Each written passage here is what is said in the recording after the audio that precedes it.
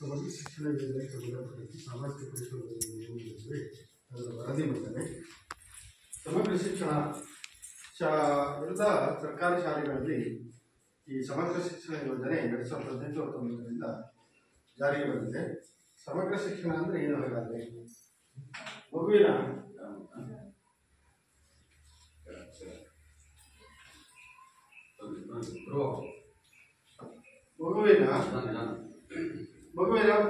ತರಗತಿಗಳಲ್ಲಿ ಪಾಠ ಪ್ರವಚನಗಳೇ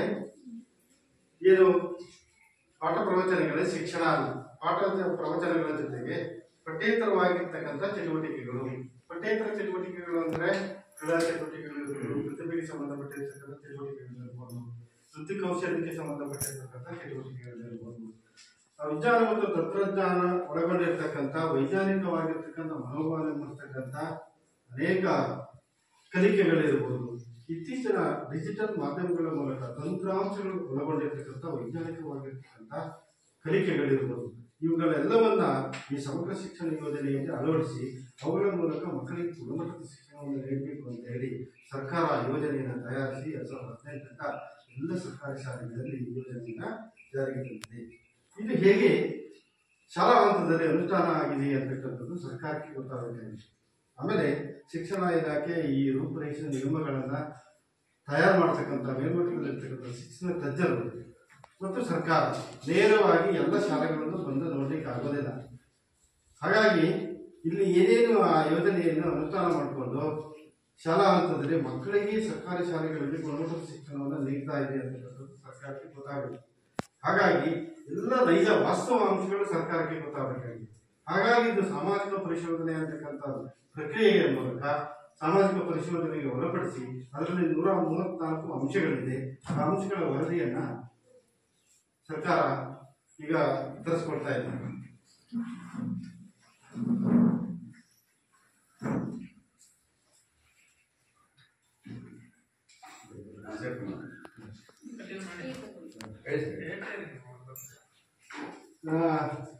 ಅದರಲ್ಲಿ 134 ಅಂಶಗಳಿದೆ. ಅದನ್ನು ಈಗ ಸಭೆ ಮುಂದೆ ಮಂಡಿಸ್ತಾ ಇದ್ದೇನೆ ನಾನು. 2023-24ನೇ ಸಾಲಿನಲ್ಲಿ ಜಾತಿವಾರ ವಿದ್ಯಾರ್ಥಿಗಳ ಸಂಖ್ಯೆ ಎಷ್ಟಿತ್ತು ಈ ಶಾಲೆಯಲ್ಲಿ ಅಂತಕ್ಕಂಥದ್ದು 2023-24ರಿಂದ ನಾವು ಸಾಮಾಜಿಕ ಪರಿಶೋಧನೆಯನ್ನು ರಚಿಸಬೇಕು. ಇಲ್ಲಿ 23-24ರಲ್ಲಿ 25 ಮಕ್ಕಳೇ ಇದ್ದರು, ಇಲ್ಲಿ ಕಲಿಕೆಯನ್ನು ಮಾಡ್ತಾ ಇದ್ರು. ಆಮೇಲೆ 24-25ರಲ್ಲಿ 22 ಮಕ್ಕಳಿಗೆ 22 ಮಕ್ಕಳು ಕಲಿಕೆಯನ್ನು ಮಾಡ್ತಾ ಇದ್ರು. ಈ ಪ್ರಸ್ತುತ ಸಾಲಿನಲ್ಲಿ 25-26ನೇ ಸಾಲಿನಲ್ಲಿ 20 ಮಕ್ಕಳು ಕಲಿಕೆಯನ್ನು ಮಾಡ್ತಾ ಇದ್ದಾರೆ.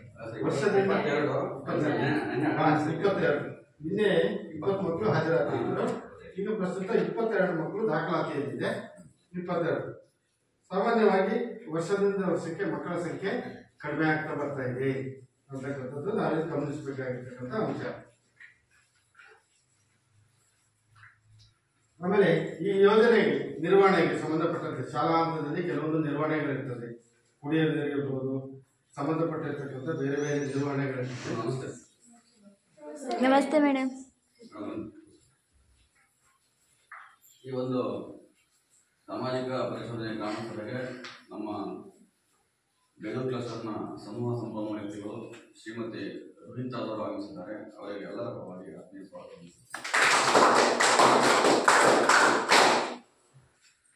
ಈ ಯೋಜನೆಗೆ ಸಂಬಂಧಪಟ್ಟಂತೆ ಶಾಲೆಯಲ್ಲಿ ಕೆಲವೊಂದು ನಿರ್ವಹಣೆಗಳಿರ್ತದೆ. ಕುಡಿಯುವ ನೀರು ಇರ್ಬೋದು, ಸ್ವಚ್ಛತೆ ಇರ್ಬೋದು, ಅಡಿಗೆ ಕೊಠಡಿ ಇರ್ಬೋದು, ಇದಕ್ಕೆ ನಿರ್ವಹಣೆ ಇರ್ತದೆ. ಅದಕ್ಕೆ ಸಂಬಂಧಪಟ್ಟಂತೆ ಕೆಲವು ಅನುದಾನಗಳನ್ನು ಸರ್ಕಾರ ಯೋಜನೆ ಮೂಲಕ ಆಗ್ತದೆ. 23-24ನೇ ಸಾಲಿನಲ್ಲಿ ಯಾವ್ಯಾವ ಅನುದಾನವನ್ನು ನೀಡಿದೆ ಅಂತಕ್ಕಂಥದ್ದು. ಶಾಲಾ ಅನುದಾನ ಅಂತಕ್ಕಂಥದ್ದು 31,251 ರೂಪಾಯಿ ನೀಡಿದೆ. ಮತ್ತು ಸಾಕ್ಷ ಅನುದಾನ 6,455 ರೂಪಾಯಿ ನೀಡಿದೆ. ಕುಡಿಯುವ ನೀರು ಮತ್ತು ಸ್ವಚ್ಛತೆಗೆ 10,511 ರೂಪಾಯಿ ನೀಡಿದೆ. ಶಿಕ್ಷಕರ CG, SDMC ಮತ್ತು ವಿದ್ಯಾಂಜಲಿ ಇದಕ್ಕೆ ಸಂಬಂಧಪಟ್ಟಿರ್ತಕ್ಕಂಥ ಅನುದಾನ 4,278 ರೂಪಾಯಿ ನೀಡಿದೆ. ಹಳೆ ಪ್ರಾರಂಭಿಕ ಸಿಲ್ಕ್ 22,217 ರೂಪಾಯಿ ಇತ್ತು. ಆಮೇಲೆ ಬ್ಯಾಂಕ್ ಬಡ್ಡಿ 831 ರೂಪಾಯಿ ಬಂದಿದೆ. ಅದಕ್ಕೆ 75,542 ರೂಪಾಯಿ ಆ ವರ್ಷದಲ್ಲಿ ಈ ಯೋಜನೆಗೆ ಅನುದಾನ ಬಂದಿದೆ ಶಾಲಾ ನಿರ್ವಹಣೆಗೆ. ಅದನ್ನು ಹೇಗೆ ಖರ್ಚು ಮಾಡಿದ್ದಾರೆ ಅಂತಕ್ಕಂಥದ್ದು. ಶಾಲಾ ಅನುದಾನವನ್ನು 31,250 ರೂಪಾಯಿ ಖರ್ಚು ಮಾಡಿದ್ದಾರೆ. ಮತ್ತು ಸಾಕ್ಷಿ ಸಂಬಂಧಪಟ್ಟಿರ್ತಕ್ಕಂಥ ಮಕ್ಕಳು ಕೊಡ್ತಕ್ಕಂಥದ್ದು 6,455 ರೂಪಾಯಿ ಖರ್ಚು ಮಾಡಿದ್ದಾರೆ. ಕುಡಿಯುವ ನೀರು ಮತ್ತು ಸ್ವಚ್ಛತೆಗೆ 10,511 ರೂಪಾಯಿ ಖರ್ಚು ಮಾಡಿದ್ದಾರೆ. ಆಮೇಲೆ ಶಿಕ್ಷಕರ CGSTMC ವಿದ್ಯಾರ್ಥಿಗಳಿಗೆ ಸಂಬಂಧಪಟ್ಟಿರ್ತಕ್ಕಂಥ 2926 ಒಟ್ಟು 51,146 ರೂಪಾಯಿ ಖರ್ಚು ವೆಚ್ಚವನ್ನು ನಿರ್ವಹಣೆ ಮಾಡಿದ್ದಾರೆ. ಅದಕ್ಕೆ ಸಂಬಂಧಪಟ್ಟಂತೆ ಯಾವ್ದಾವ್ದು ಖರ್ಚು ವೆಚ್ಚವನ್ನು ನಿರ್ವಹಣೆ ಮಾಡಿದ್ದಾರೆ ಅಂತ ಪರಿಶೀಲನೆ ಮಾಡಿದ್ದೇವೆ. ಆಮೇಲೆ ಅದಕ್ಕೆ ಸಂಬಂಧಪಟ್ಟಿರ್ತಕ್ಕಂಥ ವೋಚರನ್ನ ಇಲ್ಲಿ ಶಾಲೆ ನಿರ್ವಹಣೆ ಮಾಡಬೇಕಾಗ್ತದೆ. ಆ ವೋಚರನ್ನ ನಾವೆಲ್ಲ ಪರಿಶೀಲನೆ ಮಾಡಿದ್ದೇವೆ. ಏನು ಖರ್ಚು ವೆಚ್ಚಕ್ಕಾಗಿ ವೋಚರ್ಗಳು ನಿರ್ವಹಣೆ ಆಗಿದೆ. ಆಮೇಲೆ ಒಟ್ಟು ಆ ಸಾಲಿನಲ್ಲಿ 23-24 ಮನೆಯಲ್ಲಿ 24,400 ರೂಪಾಯಿ ಉಳಿತಾಯ ಆಗಿದೆ. ಮುಂದಿನ ಸಾಲಿನ ನಿರ್ವಹಣೆಗೆ ಶಾಲೆ ಉಪಯೋಗಿಸಿಕೊಂಡಿದೆ. ಹಾಗೆ ಇದಕ್ಕೆ ಸಂಬಂಧಪಟ್ಟಿರ್ತಕ್ಕಂಥ ಯಾವ್ಯಾವ ಅಂಶಗಳನ್ನು ಪರಿಶೀಲನೆ ಒಳಪಡಿಸಬೇಕು ಅಂತಕ್ಕಂಥದ್ದು, ಮಕ್ಕಳು ಪಠ್ಯಪುಸ್ತಕಗಳನ್ನು ಪಡೆದಿದ್ದಾರೆ, ಮಕ್ಕಳು ಅಭ್ಯಾಸ ಪುಸ್ತಕಗಳನ್ನು, ಸಮವಸ್ತ್ರಗಳನ್ನು ಪಡೆದಿದ್ದಾರೆ ಅಂತಕ್ಕಂಥದ್ದು. ಏಕೆಂತಂದ್ರೆ ಈ ಸಮಗ್ರ ಶಿಕ್ಷಣ ಯೋಜನೆಯ ನಿಯಮದ ಪ್ರಕಾರ 1ರಿಂದ 12ನೇ ತರಗತಿವರೆಗೆ ಉಚಿತ ಮತ್ತು ಕಡ್ಡಾಯ ಶಿಕ್ಷಣ ಅಂತಕ್ಕಂಥದ್ದು. ಪಠ್ಯಪುಸ್ತಕವನ್ನು ಫ್ರೀ ಕೊಡ್ತಾ ಇದೆ, ಸಮವಸ್ತ್ರ ಫ್ರೀ ಕೊಡ್ತಾ ಇದೆ, ಖಾಲಿ ಸೂಸೆಪ್ಪಲ್ ಫ್ರೀ ಕೊಡ್ತಾ ಇದೆ, ಮಧ್ಯಾಹ್ನದ ಬಿಸಿ ಊಟವನ್ನು ಕೊಡ್ತಾ ಇದೆ, ಅದರ ಜೊತೆಗೆ ಹಾಲು ಕೊಡ್ತಾ ಇದೆ, ಬೆಳಿಗ್ಗೆ ಮಕ್ಕಳಿಗೆ ಉತ್ತಮ ಪೋಷಕಾಂಶಯುಕ್ತವಾಗಿರ್ತಕ್ಕಂಥ ಮೊಟ್ಟೆ ಕೊಡ್ತಾ ಇದೆ. ಹೀಗೆ ಅನೇಕ ಉಚಿತವಾಗಿರ್ತಕ್ಕಂಥ ಕೊಡ್ತಾ ಇದೆ. ಅದು ಸರಿಯಾದ ರೀತಿಯಲ್ಲಿ ಶಿಕ್ಷಣ ಇಲಾಖೆ ನಿಯಮದ ಪ್ರಕಾರ ತಲುಪ್ತಾ ಇದೆ ಅಂತಕ್ಕಂಥದ್ದನ್ನು ನಾವು ಪರಿಶೀಲನೆ ಮಾಡಬೇಕು. ಇಲ್ಲಿ ಪಠ್ಯಪುಸ್ತಕ 2023-24ರಲ್ಲಿ ಎಲ್ಲ ಮಕ್ಕಳಿಗೆ ಕೊಟ್ಟಿದೆ, ದಾಖಲಾತಿ ನಿರ್ವಹಣೆ ಆಗಿದೆ. 24-25ರಲ್ಲೂ ಕೊಟ್ಟಿದೆ. 25-26ರಲ್ಲಿ ದಾಖಲಾತಿಯನ್ನು ನಾವು ನೋಡಿದಾಗ, ನಾವು ಮಕ್ಕಳನ್ನು ವಿಚಾರಿಸಿದಾಗ 1ನೇ ತರಗತಿಯ ಕನ್ನಡ ಭಾಗ 2 3 ಮಕ್ಕಳಿಗೆ ತಲುಪಿಲ್ಲ. 2ನೇ ತರಗತಿಯ ಕನ್ನಡ ಭಾಗ 2, ಗಣಿತ ಭಾಗ 1 ಮತ್ತು ಇಂಗ್ಲಿಷ್ ಪಾರ್ಟ್ 2 5 ಮಕ್ಕಳಿಗೆ ತಲುಪಿಲ್ಲ. ಇದು ಯಾಕೆಂತಂದ್ರೆ ಇದು ಈ ಒಂದು ಯೋಜನೆಯ ನಿಯಮ ಉಲ್ಲಂಘನೆ ಆಗ್ತದೆ. ಯಾಕಂದ್ರೆ ಮಕ್ಕಳಿಗೆ ಶಾಲೆ ಪ್ರಾರಂಭ ಆದಾಗಿನಿಂದ ಮೊದಲೇ ಪಠ್ಯಪುಸ್ತಕವನ್ನು ಸಲ್ಲಿಸಬೇಕು ಅಂತಕ್ಕಂಥದ್ದು ಈ ಯೋಜನೆಯ ನಿಯಮ ಇರತಕ್ಕಂಥದ್ದು. ಅದರ ಪ್ರಕಾರ ನಿಯಮ ಉಲ್ಲಂಘನೆ ಆಗಿರ್ತಕ್ಕಂಥದ್ದು ಇಲ್ಲಿ ಕಂಡು ಬಂದಿದೆ. ಆಮೇಲೆ ಮಕ್ಕಳು ವಿದ್ಯಾರ್ಥಿ ವೇತನವನ್ನು ಪಡೆದಿದ್ದಾರೆ ಅಂತಕ್ಕಂಥದ್ದನ್ನ ನಾವು ಪರಿಶೀಲನೆ ಮಾಡಬೇಕು. ಯಾವುದೇ ಮಕ್ಕಳಿಗೆ 2023 ವಿದ್ಯಾರ್ಥಿ ವೇತನ ಬಂದಿಲ್ಲ. ಆಮೇಲೆ ನಿಯಮಾನುಸಾರ ಅರ್ಹ ವಿದ್ಯಾರ್ಥಿಗಳಿಗೆ ಸಾರಿಗೆ ವ್ಯವಸ್ಥೆಯನ್ನು ನೀಡಲಾಗಿದೆ.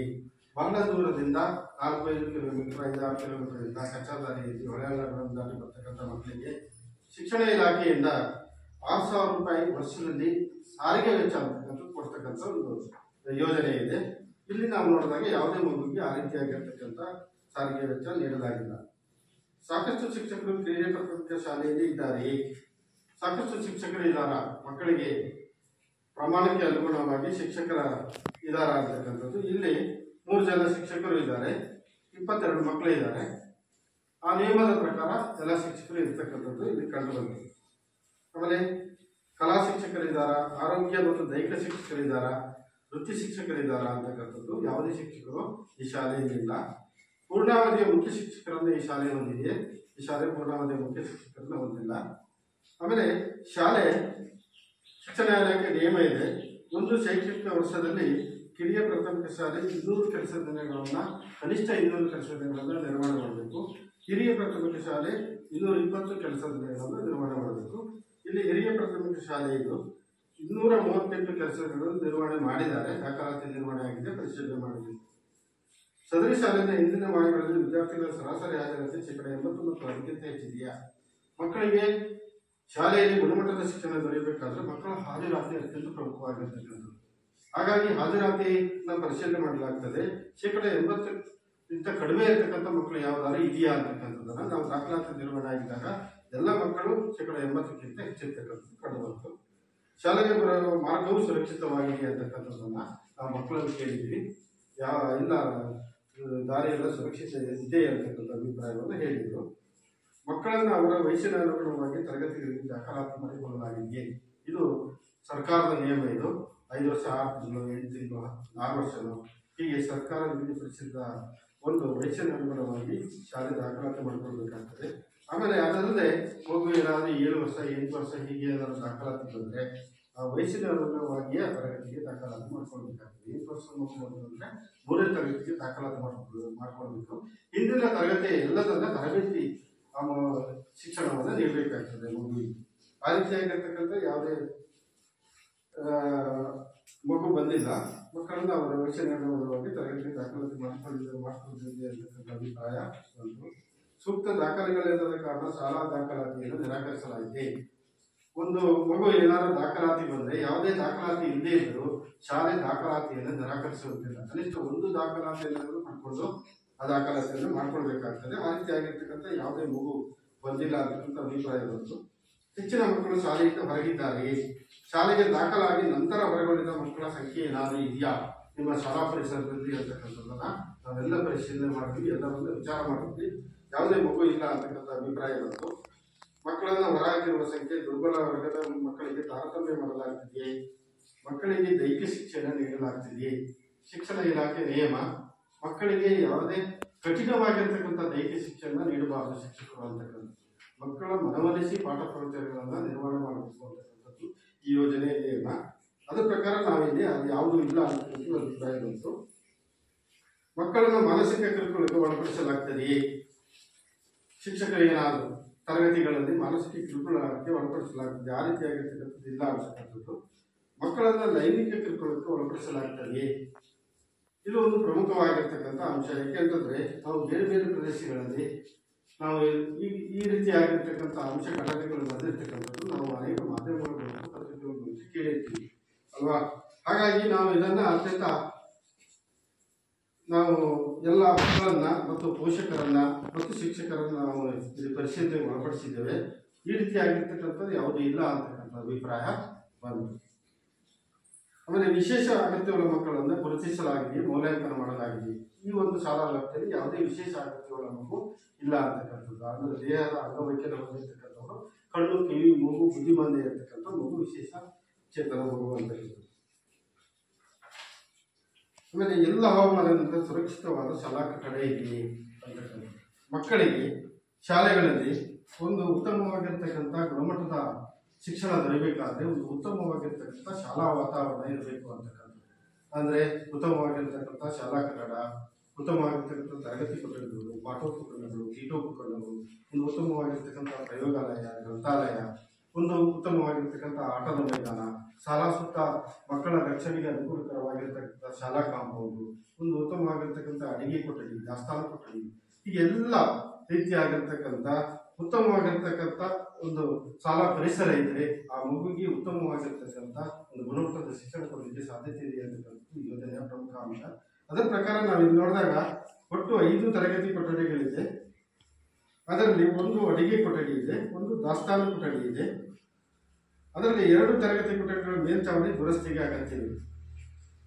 ಆಮೇಲೆ ಒಂದು ಅಡಿಗೆ ಕೊಠಡಿ ಸಹ ದುರಸ್ತಿಗೆ ಅಗತ್ಯವಿದೆ, ಮೇಲ್ಚಾವಣಿ ಅಷ್ಟು ಸುರಕ್ಷಿತವಾಗಿಲ್ಲ.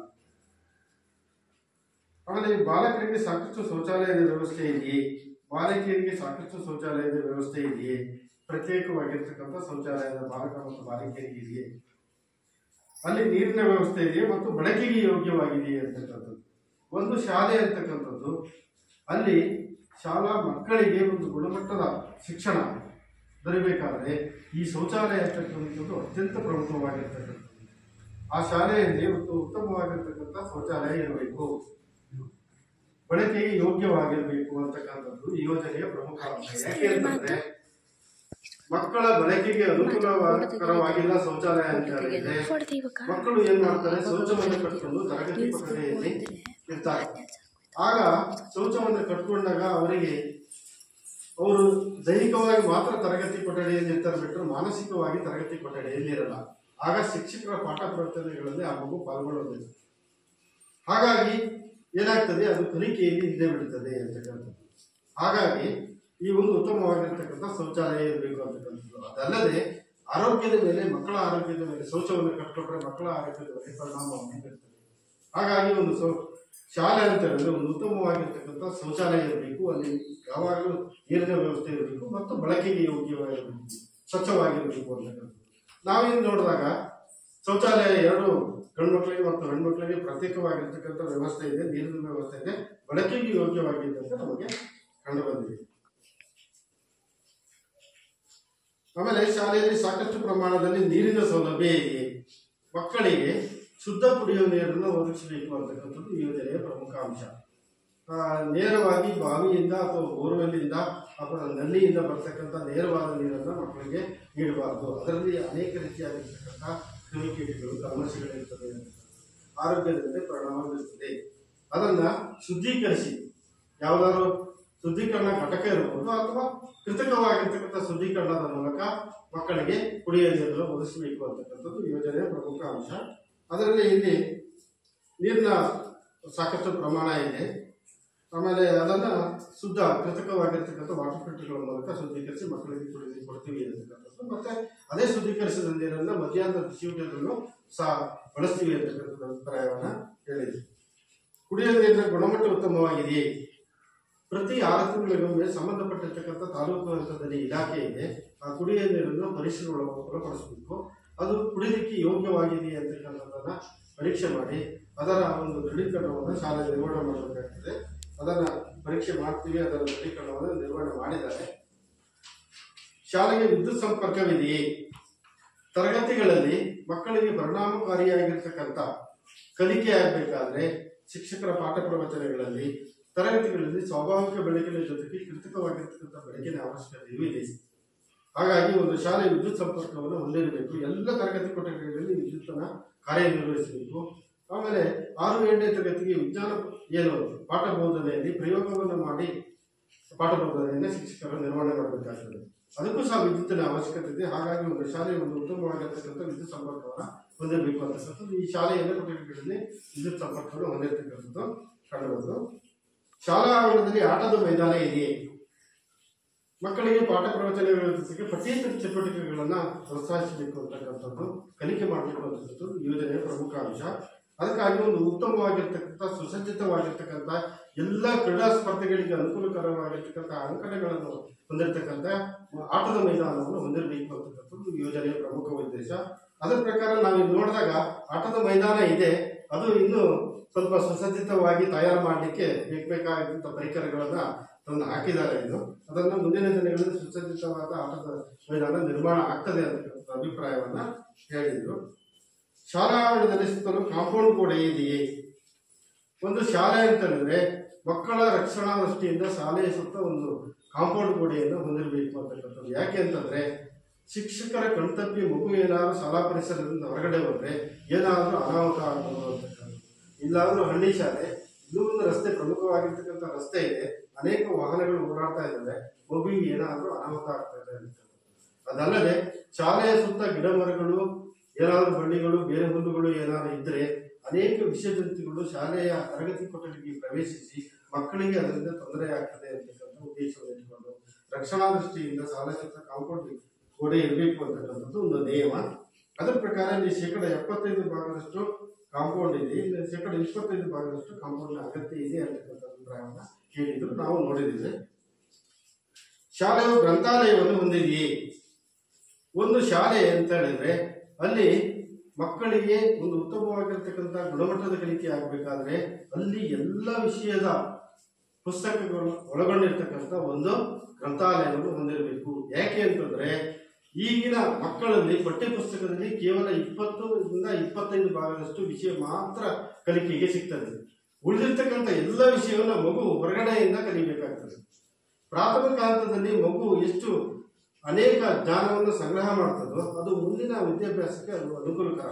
ಹಾಗಾಗಿ ಪ್ರಾಥಮಿಕ ಶಾಲೆ ಒಂದು ಉತ್ತಮವಾಗಿರ್ತಕ್ಕಂಥ ಎಲ್ಲ ವಿಷಯಗಳನ್ನು ಒಳಗೊಂಡಿರ್ತಕ್ಕಂಥ ಯಾವುದೇ ಭಾಷೆ ಕಲಿಕೆ ಇರ್ಬೋದು, ಆಮೇಲೆ ಗಣಿತದ ಲೆಕ್ಕ ಕಲಿಕೆ ಇರ್ಬೋದು, ಗ್ರಾಮರ್ಗಳಿರ್ಬೋದು, ವ್ಯಾಕರಣಗಳಿರ್ಬೋದು, ಆಮೇಲೆ ಗಣಿತದ ಲೆಕ್ಕಗಳು, ವಿಜ್ಞಾನಕ್ಕೆ ಸಂಬಂಧಪಟ್ಟಿರ್ತಕ್ಕಂಥದ್ದು, ಇತಿಹಾಸಕ್ಕೆ ಸಂಬಂಧಪಟ್ಟಿರ್ತಕ್ಕಂಥದ್ದು, ಸಾಮಾನ್ಯ ಜ್ಞಾನಕ್ಕೆ ಸಂಬಂಧಪಟ್ಟಿರ್ತಕ್ಕಂಥದ್ದು ಮತ್ತು ಪ್ರಚಲಿತ ವಿದ್ಯಮಾನಗಳು, ಕರೆಂಟ್ ಇವೆಂಟ್ಸ್ ಅಂತ ಕರೀತೇವೆ, ಅದಕ್ಕೆಲ್ಲ ಸಂಬಂಧಪಟ್ಟಿರ್ತಕ್ಕಂಥ ವಿಷಯವನ್ನು ಒಳಗೊಂಡಿರ್ತಕ್ಕಂಥ ಗ್ರಂಥಾಲಯದ ಪುಸ್ತಕಗಳನ್ನು ಹೊಂದಿರಬೇಕು ಅಂತಕ್ಕಂಥದ್ದು.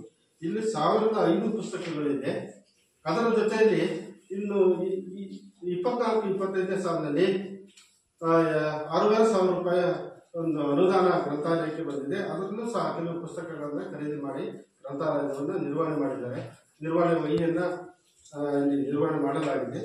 ಎಲ್ಲ ವಿಷಯಗಳು ಪುಸ್ತಕಗಳು ಇರತಕ್ಕಂಥದ್ದು ಅಲ್ಲಿ ನಮಗೆ ಕಂಡುಬಂತು. ಆಮೇಲೆ ತರಗತಿಗಳಲ್ಲಿ ಬೋಧನಾ ಕಲಿಕಾ ಸಾಮಗ್ರಿಗಳು ಲಭ್ಯವಿದೆಯೇ? ಶಿಕ್ಷಕರು ತರಗತಿಗಳಲ್ಲಿ ಬೋಧನಾ ಕಲಿಕಾ ಸಾಮಗ್ರಿಗಳನ್ನು ಬಳಸಿಕೊಂಡು ಮಕ್ಕಳಿಗೆ ಪಾಠ ಪ್ರವಚನಗಳನ್ನು ನಿರ್ವಹಣೆ ಮಾಡಬೇಕು. ಆಗ ಪರಿಣಾಮಕಾರಿಯಾಗಿರ್ತಕ್ಕಂಥ ಕಲಿಕೆ ಮಕ್ಕಳಿಗೆ ಆಗ್ತದೆ ಅಂತಕ್ಕಂಥದ್ದು ಯೋಜನೆ. ಅದರ ಪ್ರಕಾರ ಮಾಡ್ತೀವಿ ಅಂತಕ್ಕಂಥದ್ದು ಹೇಳಿದರು. ಡಿಜಿಟಲ್ ಮೂಲಸೌಕರ್ಯಗಳು ಲಭ್ಯವಿದೆಯೇ? ಒಂದು ಶಾಲೆ ಅಂತ ಹೇಳಿದ್ರೆ ಇತ್ತೀಚಿನ ದಿನಗಳಲ್ಲಿ ವೈಜ್ಞಾನಿಕವಾಗಿರ್ತಕ್ಕಂಥ ತಂತ್ರಾಂಶಗಳನ್ನು ಒಳಗೊಂಡಿರ್ತಕ್ಕಂಥ ಕಲಿಕೆಯನ್ನು ಮಾಡಬೇಕು ಅಂತಕ್ಕಂಥದ್ದು ಈ ಯೋಜನೆ ಪ್ರಮುಖವಾಗಿರ್ತಕ್ಕಂಥ ಅಂಶ. ಆ ಕಲಿಕೆಯನ್ನು ಮಾಡಬೇಕಾದ್ರೆ ಡಿಜಿಟಲ್ ಮಾಧ್ಯಮಗಳು ಇರಬೇಕು ಅಂತಕ್ಕಂಥದ್ದು. ಕಂಪ್ಯೂಟರ್ ಇರ್ಬೋದು, ಲ್ಯಾಪ್ಟಾಪ್ಗಳು ಇರ್ಬೋದು, ಪ್ರೊಜೆಕ್ಟರ್ಗಳಿರ್ಬೋದು, ಆಮೇಲೆ ಸ್ಮಾರ್ಟ್ ಟಿವಿಗಳು ಇರ್ಬೋದು, ಸ್ಮಾರ್ಟ್ ಬೋರ್ಡ್ಗಳಿರ್ಬೋದು. ಇವುಗಳನ್ನು ಶಾಲೆ ಅಳವಡಿಸಿಕೊಂಡ್ರೆ ಅದರ ಮೂಲಕ ಅನೇಕ ರೀತಿಯಾಗಿರ್ತಕ್ಕಂಥ ಪಠ್ಯದಲ್ಲಿ ಬರದೇ ಇರತಕ್ಕಂಥ ಪಠ್ಯದಲ್ಲಿ ಇರ್ತಕ್ಕಂಥ ಅನೇಕ ವಿಷಯಗಳನ್ನು ಮಕ್ಕಳಿಗೆ ಪರಿಣಾಮಕಾರಿಯಾಗಿರ್ತಕ್ಕಂಥ ಕಲಿಕೆಯನ್ನು ಮಾಡಲಿಕ್ಕೆ ಅವಕಾಶ ಇದೆ ಅಂತಕ್ಕಂಥದ್ದನ್ನ ಈ ಯೋಜನೆಯಲ್ಲಿ ಹೇಳ್ತದೆ. ಆ ಎಲ್ಲ ಪರಿಕರಗಳನ್ನ ಆ ಡಿಜಿಟಲ್ ಮಾಧ್ಯಮಗಳನ್ನು ಶಾಲೆ ಅಳವಡಿಸಿಕೊಂಡ್ರೆ ಮಕ್ಕಳಿಗೆ ಉತ್ತಮವಾಗಿರ್ತಕ್ಕಂಥ ಗುಣಮಟ್ಟದ ಶಿಕ್ಷಣ ನೀಡಲಿಕ್ಕೆ ಸಾಧ್ಯತೆ ಇದೆ ಅಂತಕ್ಕಂಥದ್ದು ಈ ಯೋಜನೆ ಹೇಳ್ತಕ್ಕಂಥದ್ದು. ಅದರ ಪ್ರಕಾರ ಶಾಲೆಯಲ್ಲಿ ಇದೆ ಅಂತಕ್ಕಂಥದ್ದನ್ನ ನಾವು ನೋಡಿದಾಗ ಒಂದು ಸ್ಮಾರ್ಟ್ ಟಿವಿ ಮಾತ್ರ ಇರ್ತಕ್ಕಂಥದ್ದು ಕಂಡು ಬಂತು. ಅದು ಮಕ್ಕಳಿಗೆ ಆಗಾಗ್ಗೆ ಕೆಲವೊಂದು ಪಾಠ ಪ್ರವಚನಗಳನ್ನು ನಾವು ಅದರಲ್ಲಿ ಹಾಕಿ ಮಕ್ಕಳಿಗೆ ಕಲಿಕೆಯಲ್ಲಿ ಮಾಡ್ತೀವಿ ಅಂತಕ್ಕಂಥ ಅಭಿಪ್ರಾಯವನ್ನು ಶಿಕ್ಷಕರು ಹೇಳಿದ್ರು, ಮಕ್ಕಳನ್ನ ನಾವು ಕೇಳಿದ್ವಿ, ಅವರು ಹೇಳಿದ್ರು ನಾವು ಅದರಲ್ಲಿ ಕಲಿಕೆಯನ್ನು ಮಾಡ್ತೀವಿ, ಪಾಠ ಪ್ರವಚನಗಳನ್ನು ಕೇಳ್ತೀವಿ ಅಂತಕ್ಕಂಥದ್ದು. ಆಮೇಲೆ ಬ್ಯಾಗ್ ರಹಿತ ದಿನವನ್ನು ಜಾರಿ ಮಾಡಲಾಗಿದೆ. ಮಕ್ಕಳು ಎಲ್ಲ ದಿನಗಳಲ್ಲಿ ಬ್ಯಾಗನ್ನ ತರಬಾರದು. ಕೆಲವೊಂದು ತಿಂಗಳ 2 ಅಥವಾ 3 ದಿನಗಳ ಕಾಲ ಬ್ಯಾಗ್ ಇಲ್ಲದೆ ಶಾಲೆಗೆ ಬರಬೇಕು, ಸಂಭ್ರಮಿಸಬೇಕು, ಸಂತೋಷ ಪಡಬೇಕು, ಇತರ ಚಟುವಟಿಕೆಗಳಲ್ಲಿ ಭಾಗವಹಿಸಬೇಕು ಅಂತಕ್ಕಂಥದ್ದು ಈ ಯೋಜನೆಯ ಪ್ರಮುಖ ಅಂಶ. ಅದರ ಪ್ರಕಾರ ಪ್ರತಿ ತಿಂಗಳ 3ನೇ ಶನಿವಾರ ಬ್ಯಾಗ್ ರಹಿತ ದಿನವನ್ನು ಆಚರಣೆ ಮಾಡ್ತೀವಿ ಅಂತಕ್ಕಂಥದ್ದು ಹೇಳಿದ್ವಿ. ಯುವ ಮತ್ತು ಪರಿಸರ ಕ್ಲಬ್ಗಳು ಇದೆಯೇ? ಮಕ್ಕಳಿಗೆ ಪರಿಸರದ ಜ್ಞಾನವನ್ನು ಮೂಡಿಸ್ತಕ್ಕಂಥದ್ದು. ಇಲ್ಲೇ ಶಾಲೆಯ ಸುತ್ತಮುತ್ತ ಇರತಕ್ಕಂಥ ಅನೇಕ ಕೆರೆಕಟ್ಟೆಗಳಿರ್ಬೋದು, ನಮ್ಮ ಕೃಷಿ ಭೂಮಿಗಳಿರ್ಬೋದು, ಅನೇಕ ಐತಿಹಾಸಿಕವಾಗಿರ್ತಕ್ಕಂಥ ಅನೇಕ ಸ್ಥಳಗಳಿರ್ಬೋದು, ಅವುಗಳ ಪರಿಚಯವನ್ನು ಮಾಡ್ತಕ್ಕಂಥದ್ದು. ಶಾಲೆ ಆಗಾಗ್ಗೆ ಆ ಮಕ್ಕಳನ್ನು ಕರ್ಕೊಂಡು ಹೋಗಿ ಅದರ ಪರಿಚಯವನ್ನು ಮಾಡ್ತಕ್ಕಂಥದ್ದು, ಅದನ್ನು ಮಾಡಬೇಕು ಅಂತಕ್ಕಂಥದ್ದು, ಅದನ್ನು ಮಾಡ್ತೀವಿ ಅಂತಕ್ಕಂಥದ್ದು ಅಭಿಪ್ರಾಯವನ್ನು ಹೇಳಿದರು. ಸಾಮಗ್ರಿಗಳಿರುವ ಪ್ರಯೋಗಾಲಯಗಳು ಲಭ್ಯವಿದೆಯೇ ಮತ್ತು ಬಳಸಲಾಗ್ತದೆಯೇ? 6-7ನೇ ತರಗತಿಯ ವಿಜ್ಞಾನ ಪಾಠ ಬೋಧನೆಯಲ್ಲಿ ಮಕ್ಕಳಿಗೆ ಪರಿಣಾಮಕಾರಿಯಾಗಿರ್ತಕ್ಕಂಥ ಕಲಿಕೆ ಆಗಬೇಕಾದ್ರೆ ಪ್ರಯೋಗದ ಮೂಲಕ ಶಿಕ್ಷಕರು ಪಾಠ ಪ್ರವಚನವನ್ನು ನಿರ್ವಹಣೆ ಮಾಡಬೇಕು ಅಂತಕ್ಕಂಥ ನಿಯಮ ಇದೆ. ಅದರ ಪ್ರಕಾರ ಎಲ್ಲ ಪ್ರಯೋಗದ ವಸ್ತುಗಳು ಮತ್ತು ಪರಿಕರಗಳು ಇದೆಯೇ ಅಂತಕ್ಕಂಥದ್ದನ್ನು ನಾವು ಪಠ್ಯಕ್ರಮದ ಅನುಗುಣವಾಗಿ ಪರಿಶೀಲನೆ ಮಾಡಬೇಕು. ಇಲ್ಲಿ ಪಠ್ಯಕ್ರಮಕ್ಕೆ ಅನುಗುಣವಾಗಿರ್ತಕ್ಕಂಥ ಕೆಲವೊಂದು ಪ್ರಯೋಗದ ವಸ್ತುಗಳಿದೆ, ಪರಿಕರಗಳು ಇದು ನಾವು ನೋಡಿದ್ದೇವೆ, ಅದು ಇದೆ ಇಲ್ಲಿ. ಆಮೇಲೆ ವಿಜ್ಞಾನ ಮತ್ತು ಗಣಿತ ಕಿಟ್ಟು ಲಭ್ಯವಿದೆ. ಕಿಟ್ಗಳನ್ನು ಬಳಸಿಕೊಂಡು ಮಕ್ಕಳಿಗೆ ಪಾಠ ಪ್ರವಚನಗಳನ್ನು ನಿರ್ವಹಣೆ ಮಾಡ್ತಕ್ಕಂಥದ್ದು, ಆ ರೀತಿಯಾಗಿರ್ತಕ್ಕಂಥದ್ದು. ಕಿಟ್ಗಳನ್ನು ಬಳಸಿ ಪಾಠ ಪ್ರವಚನಗಳನ್ನು ನಿರ್ವಹಣೆ ಮಾಡ್ತಾರೆ ಅಂತಕ್ಕಂಥದ್ದು ಕೇಳಿದ್ವಿ. ನಾವು ಮಕ್ಕಳನ್ನು ಕೇಳಿದ್ವಿ, ಶಿಕ್ಷಕರು ಮಾಡ್ತೀವಿ ಅಂತಕ್ಕಂಥದ್ದು ಅಭಿಪ್ರಾಯವನ್ನು ಹೇಳಿದ್ರು. ಆಮೇಲೆ ಶಾಲೆಯಲ್ಲಿ ಘನ ಮತ್ತು ದ್ರವ ತ್ಯಾಜ್ಯದ ವಿಲೇವಾರಿ, ಘನತ್ಯಾಜ್ಯ ಮತ್ತು ದ್ರವ ತ್ಯಾಜ್ಯವನ್ನ ಯಾವ ರೀತಿ ವಿಲೇವಾರಿ ಮಾಡ್ತಕ್ಕಂಥದ್ದು, ನಾವು ಘನತ್ಯಾಜ್ಯವನ್ನು ಗ್ರಾಮ ಪಂಚಾಯತಿ ವಿಲೇವಾರಿ ಮಾಡಿಸದೆ ಅಂತಕ್ಕಂಥ ಅಭಿಪ್ರಾಯವನ್ನು ಹೇಳಿದರು. ದ್ರವ ತ್ಯಾಜ್ಯವನ್ನು ನಾವು ಕಾಂಪೋಸ್ಟ್ ಗೊಬ್ಬರಗಳಾಗಿ ಉಪಯೋಗಿಸ್ತೀವಿ ಅಂತಕ್ಕಂಥ ಅಭಿಪ್ರಾಯವನ್ನು ಹೇಳಿದರು. ಕೆಲವು ಮೂಲಸೌಕರ್ಯಗಳು ಇತರ ಇಲಾಖೆಗಳ ಯೋಜನೆಗಳಿಂದ ಮಂಜೂರಾಗಿದೆ ಮತ್ತು ನಿರ್ವಹಿಸಲಾಗಿದೆ. ಶಾಲೆ ಭೌತಿಕವಾಗಿ ಮತ್ತು ಶೈಕ್ಷಣಿಕವಾಗಿ ಅಭಿವೃದ್ಧಿಪಡಿಸಲು ಶಿಕ್ಷಣ ಇಲಾಖೆ ನೀಡತಕ್ಕಂಥ ಅನುದಾನ ಸಾಕಾಗೋದಿಲ್ಲ. ಹಾಗಾಗಿ ಸರ್ಕಾರ ಏನ್ ಮಾಡಿದೆ, ಆ ಶಾಲೆಯ ಅಭಿವೃದ್ಧಿಗೆ ಬೇರೆ ಇಲಾಖೆಗಳಿಂದ ಅನುದಾನವನ್ನು ಪಡೆದುಕೊಳ್ಳತಕ್ಕಂಥ ಎಲ್ಲ ಅವಕಾಶಗಳನ್ನು ಮಾಡಿಕೊಟ್ಟಿದೆ.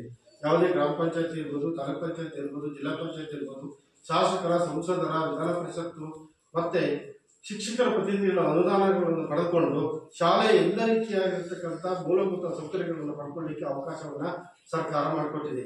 ಆ ರೀತಿಯಾಗಿ ಈ ಶಾಲೆ ಯಾವ ರೀತಿಯಾಗಿರ್ತಕ್ಕಂಥ ಮೂಲಭೂತ ಸೌಕರ್ಯಗಳನ್ನು ಪಡ್ಕೊಂಡಿದೆ ಇತ್ತೀಚೆಗೆ ಅಂತಕ್ಕಂಥದ್ದು 2024-25ರಲ್ಲಿ ಗ್ರಾಮ ಪಂಚಾಯತ್ ವತಿಯಿಂದ ಸಾಲ ಇದ್ರೂ ಕಾಂಪೌಂಡ್ ನಿರ್ವಹಣೆ ಆಗಿದೆ, ಅದು ಅಲ್ಲಿ ಇರ್ತಕ್ಕಂಥದ್ದು.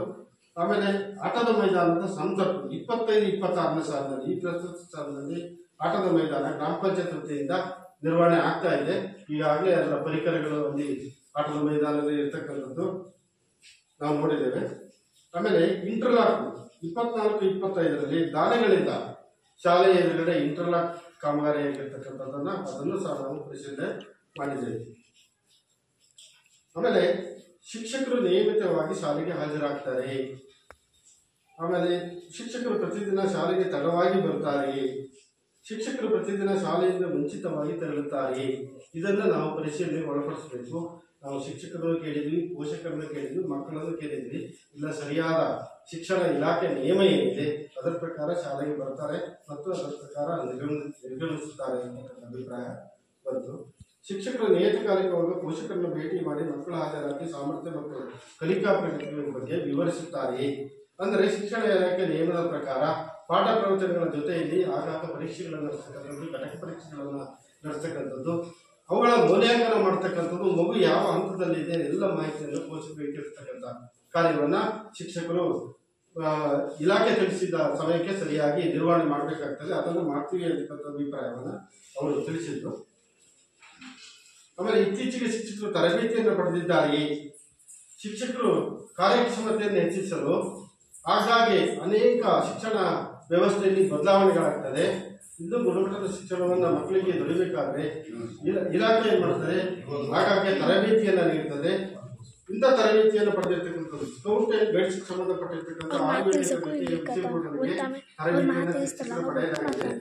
ಆಮೇಲೆ ನಲಿಕಲಿ ಕನ್ನಡ ಮತ್ತು ಇಂಗ್ಲಿಷ್ ಭಾಷೆಗೆ ಸಂಬಂಧಪಟ್ಟಿರ್ತಕ್ಕಂಥ ತರಬೇತಿಯನ್ನು ಪಡೆಯಲಾಗಿದೆ ಅಂತಕ್ಕಂಥ ಅಭಿಪ್ರಾಯವನ್ನು ಹೇಳಿದರು. ಮಕ್ಕಳ ಮ್ಯಾಪಿಂಗ್ ಮತ್ತು ಜಾಡಿ ಹಿಡಿಯುವ ಕಾರ್ಯ ಮಾಡಲಾಗಿದೆ. ಮಗು ಏನಾದ್ರು ಶಾಲೆಗೆ ಬರ್ತಾ ಇರ್ತಕ್ಕಂಥ ಮಗು ಏನಾದ್ರು ಇದ್ರೆ ಅದನ್ನ ಹೋಗಿ ಸಂಪರ್ಕ ಮಾಡಿ ಶಾಲೆ ಕರೆತಕ್ಕಂಥದ್ದು ಅದನ್ನ ಮಾಡ್ತೀವಿ ಅಂತಕ್ಕಂಥ ಹೇಳಿದರು. ಶಾಲೆಯನ್ನು ಇತರ ಉದ್ದೇಶಗಳಿಗಾಗಿ ಬಳಸಲಾಗ್ತದೆಯೇ? ಶಾಲೆಯನ್ನು ಯಾವುದೇ ರಾಜಕೀಯ, ಸಾಮಾಜಿಕ, ಧಾರ್ಮಿಕ ಹಾಗೂ ಇತರೆ ಸಾಮಾಜಿಕ ಚಟುವಟಿಕೆಗಳಿಗೆ ಶಾಲೆಯನ್ನು ಬಳಸುವಂತಿಲ್ಲ, ಅದನ್ನು ಬಳಸ್ತಿಲ್ಲ ಅಂತಕ್ಕಂಥ ಅಭಿಪ್ರಾಯವನ್ನು ಹೇಳಿದರು. ಯಾವುದೇ ಪ್ರವೇಶ ಶುಲ್ಕ, ಕ್ಯಾಪಿಟೇಷನ್ ಶುಲ್ಕ, ಅರ್ಜಿ ಶುಲ್ಕ, ಬೋಧನಾ ಶುಲ್ಕ ಇತರೆಯನ್ನು ಪಡೆಯುತ್ತಿಲ್ಲ ಅಂತಕ್ಕಂಥ ಹೇಳಿದರು. ಶಾಲಾಭಿವೃದ್ಧಿ ಮತ್ತು ಮೇಲುಸ್ತುವಾರಿ ಸಮಿತಿಯನ್ನು ರಚಿಸಲಾಗಿದೆ. STMC ಸಮಿತಿ ಅತ್ಯಂತ ಪ್ರಮುಖವಾಗಿರ್ತಕ್ಕಂಥದ್ದು. ಶಾಲೆಯ ಭೌತಿಕವಾಗಿರ್ತಕ್ಕಂಥ ಮತ್ತು ಶೈಕ್ಷಣಿಕವಾಗಿರ್ತಕ್ಕಂಥ ಅಭಿವೃದ್ಧಿಗೆ ಶಿಕ್ಷಕರ ಎಷ್ಟು ಪಾತ್ರ ಇದೆಯೋ ಅಷ್ಟೇ ಪಾತ್ರ ಈ STMC ಸಮಿತಿಗೆ ಇರ್ತದೆ. ಎಲ್ಲ ಅವಕಾಶಗಳನ್ನು ಸರ್ಕಾರ ಮಾಡಿಕೊಟ್ಟಿದೆ. STMC ಸಮಿತಿ ಆಗಾಗ್ಗೆ ಬಂದು ಶಾಲೆಯ ಎಲ್ಲ ಪರಿಸರವನ್ನ ಆಗಾಗ್ಗೆ ಬಂದು ಭೇಟಿ ಮಾಡಿ ಅದನ್ನ ಪರಿಶೀಲನೆ ಮಾಡಬೇಕು ಅಂತಕ್ಕಂಥದ್ದು. ಮಕ್ಕಳ ಶೈಕ್ಷಣಿಕ ವಾತಾವರಣಕ್ಕೆ ಅದನ್ನ ನಿರ್ಮಾಣ ಮಾಡತಕ್ಕಂಥ ಎಲ್ಲ ಜವಾಬ್ದಾರಿ ಈ ಒಂದು ಮೇಲುಸ್ತುವಾರಿ ಸಮಿತಿಗೆ ಇರ್ತದೆ. ಸರ್ಕಾರ ಅವಕಾಶವನ್ನು ಮಾಡಿಕೊಟ್ಟಿದೆ. ಯಾವ ಶಾಲೆಯಲ್ಲಿ ಉತ್ತಮವಾಗಿರ್ತಕ್ಕಂಥ ಕ್ರಿಯಾಶೀಲವಾಗಿರ್ತಕ್ಕಂಥ ಒಂದು STMC ಸಮಿತಿ ಇದೆಯೋ ಅಲ್ಲಿ ಉತ್ತಮವಾಗಿರ್ತಕ್ಕಂಥ ಶಾಲಾ ವಾತಾವರಣ ಇರ್ತದೆ, ಉತ್ತಮವಾಗಿರ್ತಕ್ಕಂಥ ಗುಣಮಟ್ಟದ ಕಲಿಕೆ ಮಕ್ಕಳಿಗೆ ಆಗ್ತದೆ ಅಂತಕ್ಕಂಥದ್ದು. ಇಲ್ಲಿ ನಾವು ನೋಡಿದಾಗ STMC ಸಮಿತಿ ಇದೆ, ಕ್ರಿಯಾಶೀಲವಾಗಿ ಪಾಲ್ಗೊಳ್ತದೆ ಅಂತಕ್ಕಂಥದ್ದು ಅಭಿಪ್ರಾಯವನ್ನ ಶಿಕ್ಷಕರು ಹೇಳಿದರು. ಆಮೇಲೆ ಇಲ್ಲಿ ಪ್ರತಿ ತಿಂಗಳು STMC ಸಭೆಗಳು ನಡೆಯಬೇಕು ಅಂತಕ್ಕಂಥದ್ದು ಈ ಯೋಜನೆಯ ಒಂದು ನಿಯಮ, ಶಿಕ್ಷಣ ಇಲಾಖೆಯ ನಿಯಮ. ಒಂದು ಶೈಕ್ಷಣಿಕ ವರ್ಷದಲ್ಲಿ 12 STMC ಸಭೆಗಳು ಆಗಿತ್ತು. ಅಲ್ಲಿ STMC ಸಭೆಗಳಲ್ಲಿ ಏನು ಚರ್ಚಾ ಅಂಶಗಳಿದೆ ಅದು ನಡಾವಳಿಯನ್ನು ಶಾಲೆ ದಾಖಲಿಸಬೇಕಾಗುತ್ತದೆ. ಇಲ್ಲಿ ನಾವು 23-24ರಲ್ಲಿ 4 ಸಭೆಗಳಾಗಿರ್ತಕ್ಕಂಥದ್ದನ್ನು ನಾವು ನೋಡ್ತೇವೆ. 12 ಸಭೆಗಳು ಕಡ್ಡಾಯವಾಗಿ ಆಗಲೇಬೇಕು. ಅದರ ಶಿಕ್ಷಣ ಇಲಾಖೆಯ ನಿಯಮ ಇರ್ತಕ್ಕಂಥದ್ದು. ಶಾಲೆಯ ಎಲ್ಲ ಪ್ರಗತಿಗಳ ಬಗ್ಗೆ ಏನೇನು ಚರ್ಚೆ ಆಗಿದೆ ಅದರ ನಡಾವಳಿಯನ್ನು ದಾಖಲಿಸಬೇಕಾಗ್ತದೆ. ಇನ್ನು ಮುಂದೆ ನಾವು 12 ಸಭೆಗಳನ್ನು ಮಾಡ್ತೀವಿ ಅಂತಕ್ಕಂಥ ಅಭಿಪ್ರಾಯವನ್ನು ಶಿಕ್ಷಕರು ಹೇಳಿದ್ದಾರೆ. ಇನ್ನು ಶಿಕ್ಷಣ ಇಲಾಖೆಯ ಮೇಲಾಧಿಕಾರಿಗಳು ಶಾಲೆಯ ಬಗ್ಗೆ ಆಗಾಗ್ಗೆ ಬಂದು ಅದರ ಪ್ರಗತಿಯನ್ನು ಪರಿಶೀಲನೆ ಮಾಡಬೇಕು ಅಂತಕ್ಕಂಥ ನಿಯಮ ಇದೆ. ಇಲ್ಲಿ ಕ್ಷೇತ್ರ ಶಿಕ್ಷಣಾಧಿಕಾರಿಗಳು 2023-24ರಲ್ಲಿ ಒಮ್ಮೆ ಭೇಟಿ ನೀಡಿದ್ದಾರೆ. ಪ್ರಾಥಮಿಕ ಶಾಲೆ ಅಂತ ಹೇಳಿದ್ರೆ ಒಂದು ಶಾಲೆಗೆ ಒಮ್ಮೆ ಭೇಟಿ ನೀಡಬೇಕು ಅಂತಕ್ಕಂಥ ನಿಯಮ ಇದೆ. ಕ್ಷೇತ್ರ ಸಮನ್ವಯಾಧಿಕಾರಿಗಳು BRC ಅವರು ಒಂದ್ಸಾರಿ ಭೇಟಿ ನೀಡಿದ್ದಾರೆ. ಆಮೇಲೆ ಕ್ಲಸ್ಟರ್ ಸಂಪನ್ಮೂಲ ವ್ಯಕ್ತಿಯು ಶಾಲೆಗೆ ಎಷ್ಟು ಸಾರಿ ಭೇಟಿ ನೀಡಿದ್ದಾರೆ ಅಂತಕ್ಕಂಥದ್ದನ್ನು ನಾವು ಪರಿಶೀಲನೆ ಮಾಡಿಪಡಿಸಬೇಕು. ಶಿಕ್ಷಣ ಇಲಾಖೆ ನಿಯಮದ ಪ್ರಕಾರ CRP ಅವರು ಒಂದು ಶಾಲೆಗೆ ಒಂದು ಶೈಕ್ಷಣಿಕ ವರ್ಷದಲ್ಲಿ 12 ಬಾರಿ ಭೇಟಿ ನೀಡಬೇಕು ಅಂತಕ್ಕಂಥದ್ದು ಇದೆ ಇಲ್ಲಿ. ಏಕೆಂತಂದ್ರೆ CRP ಅವರು ಶಿಕ್ಷಣ ಇಲಾಖೆ ಮತ್ತು ಶಾಲೆಗೆ ಕೊಂಡಿ ಇದ್ದಂತೆ, ಮಧ್ಯವರ್ತಿಗಳಿದ್ದಂತೆ. ಇಲಾಖೆ ಎಲ್ಲ ಮಾಹಿತಿಗಳನ್ನು ಶಾಲೆಗೆ ತಲುಪಿಸ್ತಕ್ಕಂಥದ್ದು, ಶಾಲೆಯ ಎಲ್ಲ ಮಾಹಿತಿಗಳನ್ನು ಇಲಾಖೆಗೆ ತಲುಪಿಸ್ತಕ್ಕಂಥದ್ದು. ಹಾಗೆ ಸಮನ್ವಯವನ್ನು ಸಾಧಿಸಿ ಈ ಶಾಲೆಯಲ್ಲಿ ಉತ್ತಮವಾಗಿರ್ತಕ್ಕಂಥ ಕಲಿಕಾ ವಾತಾವರಣವನ್ನು ನಿರ್ಮಾಣ ಮಾಡತಕ್ಕಂಥದ್ದು ಈ CRP ಅವರ ಒಂದು ಜವಾಬ್ದಾರಿ. ಹಾಗಾಗಿ ನಾವು ಅವರ ಭೇಟಿ ಎಷ್ಟಿದೆ ಅಂತಕ್ಕಂಥದ್ದು ದಾಖಲಾತಿ ಪರಿಶೀಲನೆ ಮಾಡಿದಾಗ 11 ಭೇಟಿ ಇರ್ತಕ್ಕಂಥದ್ದು ಕಂಡು ಬಂತು. ಒಂದು ಭೇಟಿಯ ಕೊರತೆ ಇದೆ. ಆಮೇಲೆ ಗ್ರಂಥಾಲಯ 6,500 ರೂಪಾಯಿ ಈ 24-25ರಲ್ಲಿ ಗ್ರಂಥಾಲಯದ ಅನುದಾನದಲ್ಲಿ ಮಾರ್ಗಸೂಚಿ ಪ್ರಕಾರ 81 ಪುಸ್ತಕಗಳನ್ನು ಖರೀದಿ ಮಾಡಿದ್ದಾರೆ. ಅದರ ಪುಸ್ತಕಗಳಲ್ಲಿ ಇಲ್ಲಿದೆ, ಅದರ ಒಂದು ವಹಿಯನ್ನು ನಿರ್ವಹಣೆ ಮಾಡಿದ್ದಾರೆ.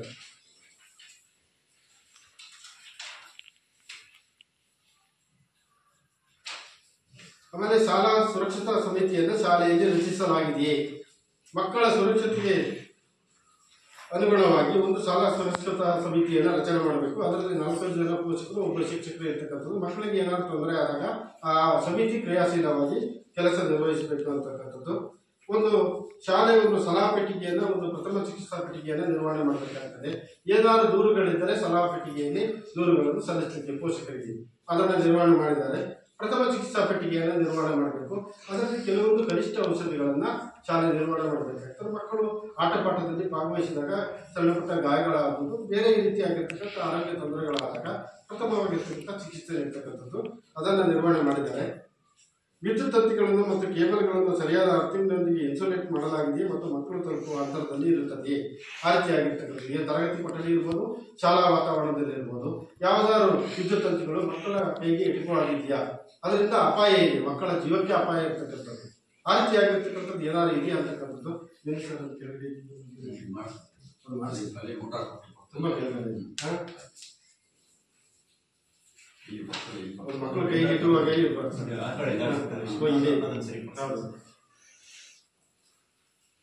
ಆಮೇಲೆ ಶಾಲೆಯಲ್ಲಿ ಜಾತಿ, ಲಿಂಗ, ಭಾಷೆಗಳಿಗೆ ಸಂಬಂಧಪಟ್ಟ ತಾರತಮ್ಯ ಅಂಶಗಳ ಕುರಿತು ಮೇಲ್ವಿಚಾರಣೆ ನಡೆಸಲಾಗ್ತದೆ. ಯಾವುದೇ ಎಲ್ಲ ಮಕ್ಕಳು ಸಮಾನ ಶಿಕ್ಷಣವನ್ನು ಪಡೆಯಬೇಕು ಅಂತಕ್ಕಂಥದ್ದು ಯೋಜನೆಯ ಪ್ರಮುಖ ಅಂಶ. ಅದರ ಪ್ರಕಾರ ಮಾಡ್ತೀವಿ ಅಂತಕ್ಕಂಥದ್ದು ಹೇಳಿದ್ರು. ತುರ್ತು ದೂರವಾಣಿ ಸಂಖ್ಯೆಗಳನ್ನು ಪ್ರದರ್ಶಿಸಲಾಗಿದೆ. ಒಂದು ಶಾಲೆ ಹಂಚಿಕೊಂಡ್ರೆ ಮುಖ್ಯ ಶಿಕ್ಷಕ ಕೊಠಡಿಯಲ್ಲಿ ತುರ್ತು ದೂರವಾಣಿ ಸಂಖ್ಯೆಗಳನ್ನು ಪ್ರದರ್ಶನ ಮಾಡಬೇಕು. ಮಕ್ಕಳ ದೂರವಾಣಿ, ಮಹಿಳಾ ದೂರವಾಣಿ, ಪೊಲೀಸ್ ದೂರವಾಣಿ, ಅಗ್ನಿಶಾಮಕ ದೂರವಾಣಿ, ಆಮೇಲೆ ಆರೋಗ್ಯ ದೂರವಾಣಿ, ಶಿಕ್ಷಣ ಇಲಾಖೆಯ ಉನ್ನತ ಅಧಿಕಾರಿಗಳ ದೂರವಾಣಿಗಳು, ಅವುಗಳನ್ನೆಲ್ಲ ಶಾಲೆ ಮುಖ್ಯ ಶಿಕ್ಷಕ ಕೊಠಡಿಯಲ್ಲಿ ಪ್ರದರ್ಶನ ಮಾಡಬೇಕು. ಯಾಕೆಂತಂದ್ರೆ ಏನಾದರೂ ಸಣ್ಣ ಪುಟ್ಟ ತೊಂದರೆಗಳಾದಾಗ, ಘಟನೆಗಳಾದಾಗ ಸಂಪರ್ಕ ಮಾಡಲಿಕ್ಕೆ ಪೋಷಕರಿಗೆ ಅನುಕೂಲ ಆಗ್ತದೆ ಅಂತಕ್ಕಂಥದ್ದು ಆ ನಿಯಮದ ಪ್ರಕಾರ ಶಾಲೆ ನಿರ್ವಹಣೆ ಮಾಡಬೇಕಾಗ್ತದೆ. ಅದನ್ನು ಈಗಾಗಲೇ ನಿರ್ವಹಣೆ ಮಾಡಿದ್ದಾರೆ. ಆಮೇಲೆ ಕನಿಷ್ಠ ಉಪ ಶಿಕ್ಷಕರು ವೃತ್ತಿಪರ ಮಾರ್ಗದರ್ಶನ ಮತ್ತು ಸಮಾಲೋಚನೆ ಕೌಶಲ್ಯಗಳನ್ನು ತರಬೇತಿಯನ್ನು ಪಡೆದಿದ್ದಾರೆ. ಸ್ಕಿಲ್ಲಿಗೆ ಸಂಬಂಧಪಟ್ಟಿರ್ತಕ್ಕಂಥದ್ದು ವೃತ್ತಿಪರ ಮಾರ್ಗದರ್ಶನವನ್ನು ಮಕ್ಕಳಿಗೆ ಕಲಿಕೆಯನ್ನು ಮಾಡ್ತಕ್ಕಂಥದ್ದು. ಮತ್ತು ಏನಾದರೂ ಮಕ್ಕಳು ಖಿನ್ನತೆಗಳಿಗೆ, ಮಾನಸಿಕವಾಗಿ ಖಿನ್ನತೆಗೆ ಒಳಗಾದಾಗ ಅವರಿಗೆ ಸಮಾಲೋಚನೆಯ ಮೂಲಕ ಸಹಜ ಸ್ಥಿತಿಗೆ ತರ್ತಕ್ಕಂಥ ಒಂದು ವ್ಯವಸ್ಥೆ ಇದೆ, ಕಲಿಕೆ ಇದೆ. ಇದು ಸಹ ಕಲಿಕೆ ಇದೆ. ಅದಕ್ಕೆ ಸಂಬಂಧಪಟ್ಟಿರ್ತಕ್ಕಂಥ ಇಲಾಖೆ ತರಬೇತಿಯನ್ನು ಒಬ್ಬ ಶಿಕ್ಷಕರಿಗೆ ಒಂದು ಶಾಲೆಯಲ್ಲಿ ನೀಡುತ್ತದೆ. ಒಬ್ಬ ಶಿಕ್ಷಕರು ಅದನ್ನು ಪಡೆದಿದ್ದೀವಿ ಅಂತ ಅಭಿಪ್ರಾಯವನ್ನು ಹೇಳಿದರು. ಶಾಲೆಯಲ್ಲಿ ಉತ್ತಮ ರೂಢಿಗಳಿದ್ದರೆ ನಮೂದಿಸುವುದು.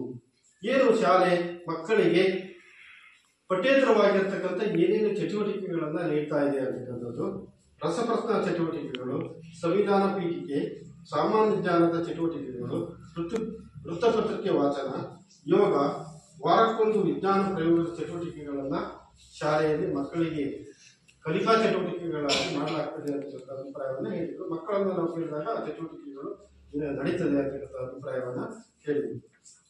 ಹೀಗೆ 134 ಅಂಶಗಳನ್ನು ಒಳಗೊಂಡಿರ್ತಕ್ಕಂಥ ಎಲ್ಲ ಅಂಶಗಳನ್ನು ಯೋಜನೆ ಏನು ಮಾರ್ಗಸೂಚಿ ಏನಿದೆ ಅದರ ಪ್ರಕಾರ ನಾವು ಸಾಮಾಜಿಕ ಪರಿಶೋಧನೆಗೆ ಒಳಪಡಿಸ್ತೀವಿ.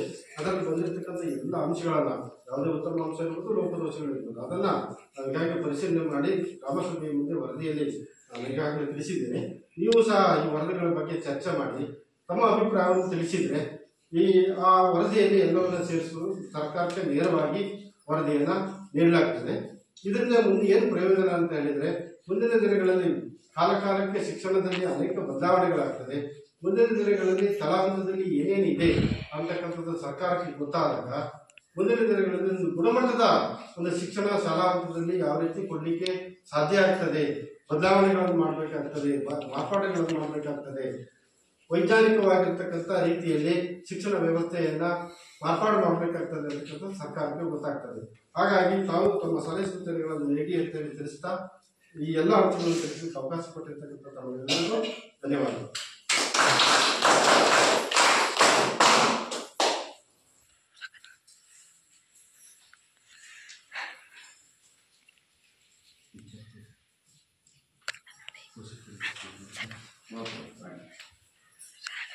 ಶ್ರೀ ದೇವೇಂದ್ರ ಪ್ರಸಾದ್ ಅವರು ಸಾಮಾಜಿಕ ಪರಿಶೋಧನೆ ನಡೆಸಿ ಕೂಲಂಕುಷವಾಗಿ ಪ್ರತಿಯೊಂದು ಅಂಶವನ್ನು ಗಮನಿಸಿ ಕುಡಿಯುವ ನೀರು, ಶೌಚಾಲಯ ಆಗಿರ್ಬೋದು, ಗ್ರಂಥಾಲಯ ನಿರ್ವಹಣೆ, ಪ್ರಯೋಗಾಲಯ ಪ್ರತಿಯೊಂದನ್ನು ಅತ್ಯಂತ ಸೂಕ್ಷ್ಮವಾಗಿ ಮಕ್ಕಳನ್ನು ವಿಚಾರಿಸಿ ಎಲ್ಲವೂ ಸಹ ನಿನ್ನೆ ತಪಾಸಣೆ ಮಾಡಿದ್ದಾರೆ ಮತ್ತು ವರದಿಯನ್ನು ಮಂಡಿಸಿದ್ದಾರೆ. ಈಗ ತಮ್ಮೆಲ್ಲರೂ ಈಗ ಈ ವರದಿ ಮೇಲಿನ ಚರ್ಚೆ ಸರಿ, ಒಬ್ಬೊಬ್ಬರು ಹೇಳೋದು ಈಗ CRP ಕೂಡ ಅಭಿಪ್ರಾಯ ಇದೆ. ಮೊದಲು ಪೋಷಕರ ಅಭಿಪ್ರಾಯ. ನಂತರ CRP. ಓಕೆ. ಈಗ STPC ಮೆಂಬರ್ಸ್ ಇದ್ದಾರೆ, ಪೋಷಕರಿದ್ದಾರೆ. ಇದ್ರ ಬಗ್ಗೆ ಅಭಿಪ್ರಾಯ ತಿಳಿಸ್ಬೇಕು ಅಂತ ಕೇಳ್ಬೋದು. ದಯಮಾಡಿ. ಪೋಷಕರು 23-24 ಮಾತ್ರ ಇಲ್ಲಿವರೆಗೂ ಬರ್ತದೆ. 23-24 ಅನುದಾನ ಶಾಲೆಯಲ್ಲಿ ಈ ಕಡೆ ಎಲ್ಲ 24-25 ತಾರೀಕು. ಅಂದ್ರೆ ನಾವು ಏನು ರೆಕಾರ್ಡ್ಸ್ ಏನಿದೆ ಅದನ್ನ ಅವಾಗಿಂದ ನೋಡಿದ್ದೀವಿ. ಈಗಿಂದೇನು ಶಿಕ್ಷಕ ಕಾರ್ಯನಿರ್ವಹಣೆ ಅದೆಲ್ಲ ಅನುದಾನ ಮಾತ್ರ ಅನುದಾನ ಮಾತ್ರ ಏನಾಯ್ತು ಹೇಳ್ಬೋದು. ನೀವು ಅದನ್ನ ಇದರಲ್ಲಿ ಈಗ ನಮ್ಗೆ ಏನಿದೆ ಅದನ್ನಷ್ಟು ನಾವು ಪರಿಶೀಲನೆ ಮಾಡಿದ್ವಿ, ಅನ್ಕೊಂಡು ಅಂತ ಹೇಳಿದ್ವಿ. 23-24 ತಾರೀಕು ಮಾತ್ರ ಅನುದಾನ ಆ ಪೇಮೆಂಟ್ ಮಾತ್ರ. 23-24-25